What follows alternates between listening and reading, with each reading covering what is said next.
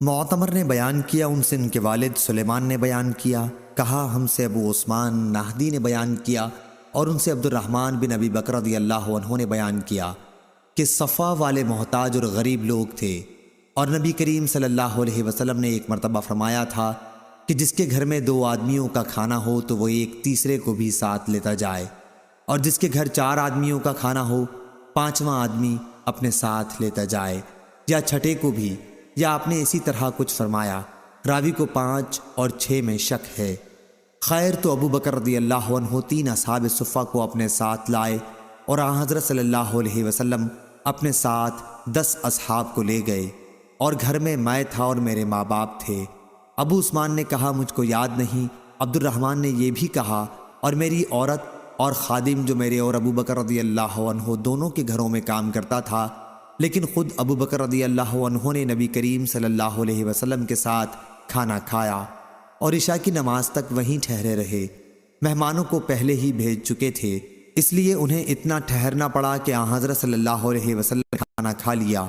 پھر اللہ تعالیٰ کو جتنا منظور تھا اتنا حصہ رات کا جب گزر گیا تو آپ گھر واپس آئے۔ ان کی بیوی نے ان سے کہا کیا بات ہوئی، آپ کو اپنے مہمان یاد نہیں رہے؟ انہوں نے پوچھا کیا مہمانوں کو اب تک کھانا نہیں کھلایا؟ بیوی نے کہا کہ مہمانوں نے آپ کے آنے تک کھانے سے انکار کیا، ان کے سامنے کھانا پیش کیا گیا تھا لیکن وہ نہیں مانے۔ عبد الرحمن کہتے تھے کہ میں تو جلدی سے چھپ گیا کیونکہ ابو بکر غصہ ہو گئے تھے۔ آپ نے ڈانٹا، اے پاجی، اور بہت برا بھلا کہا۔ پھر مہمانوں سے کہا چلو اب کھاؤ، اور خود قسم کھا لی کہ میں تو کبھی نہ کھاؤں گا۔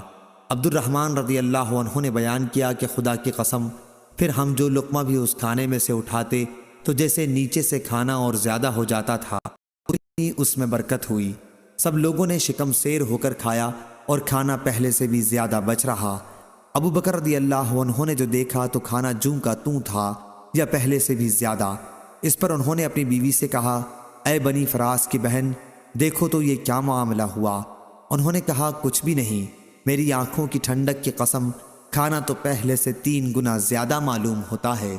پھر وہ کھانا ابو بکر رضی اللہ عنہ نے بھی کھایا اور فرمایا کہ یہ میرا قسم کھانا تو شیطان کا اغوا تھا۔ ایک لقمہ کھا کر اسے آپ حضرت صلی اللہ علیہ وسلم کی خدمت میں لے گئے، وہاں وہ صبح تک رکھا رہا۔ اتفاق سے ایک کافر قوم جس کا ہم مسلمانوں سے معاہدہ تھا اور معاہدے کی مدت ختم ہو چکی تھی، ان سے لڑنے کے لیے فوج جمع کی گئی۔ پھر ہم 12 گروہ ہو گئے، اور ہر آدمی کے ساتھ کتنے آدمی تھے خدا معلوم، مگر اتنا ضرور معلوم ہے کہ آپ نے نقیبوں کو لشکر والوں کے ساتھ بھیجا۔